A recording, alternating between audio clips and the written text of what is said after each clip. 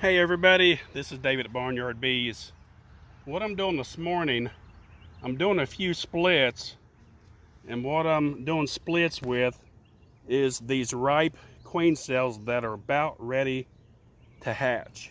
These are swarm cells, and if you time it just right, and a lot of times it's just luck, going through your colonies, you'll come across some swarm cells, and some of them have already hatched. You can tell by the bottom of them. They'll be open, of course, and you'll see where the queen has come out. Or a lot of times you'll notice it's very, very thin on the bottom. See how thin that is? These right here are queens ready to hatch.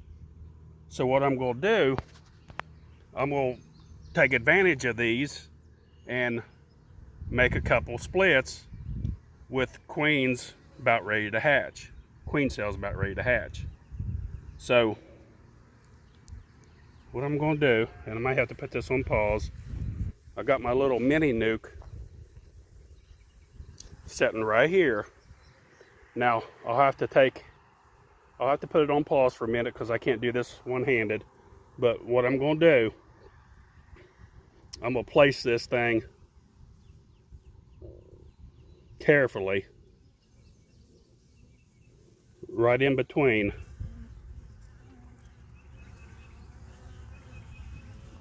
the frame, just like that.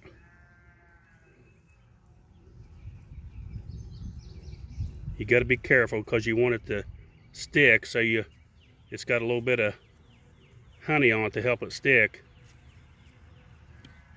And that's basically what you want to do right there. See that, how I got it stuck up on it? You got to be careful, and you got to make sure it sticks and sticks well. Now it's ready to go. All I got to do now is put my other frame right beside it. We put it on pause while I get my other frame.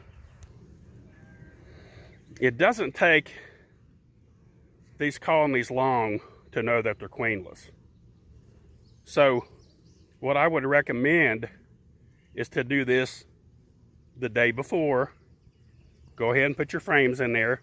Come back the next day if your timing's there. Now remember, this is a virgin queen, so it's not as a threat, but like I said, they notice pretty quick that they're queenless when you put them in a colony without the queen. But it would be good if you could do your splits, and if your timing is just right, because when you're going through your colony, you'll notice that you'll have swarm cells. And once they're capped, you got to be careful. You can remove them. You got to, and what I use, here's what I use to cut them out with. I just use a plain old box knife, and it works very well.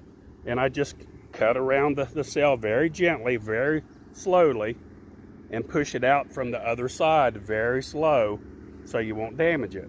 Now, the more closer it is to hatching, the more durable that cell is. If it has been capped, it's will be more vulnerable to damage than it would be if it was just getting ready to hatch. So you got to be careful either way with them, because I know it's hard to tell, and especially for the new beekeeper, it's hard to tell how long those have been capped. But in general, you know, you should be going through your colonies that are potentially swarming about once a week, no more than every 2 weeks. So you pretty much know when the queen cell, swarm cell was formed, and how long it's been capped. And with this one, I know it's ready to hatch, but other times you may not know.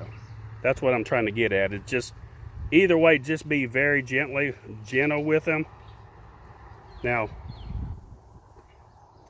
and give your bees at least a day queenless for the best outcome. But like I said, in general too, if you're in a hurry and you really need to do it quick, they're probably going to be okay with the queen cell, but there's always that potential of them killing the queen too. But that's why I always recommend at least a day. Give them a day queenless, then put in your queen cell, and you're more likely of success. Now, okay, that queen cell right there will be hatching today.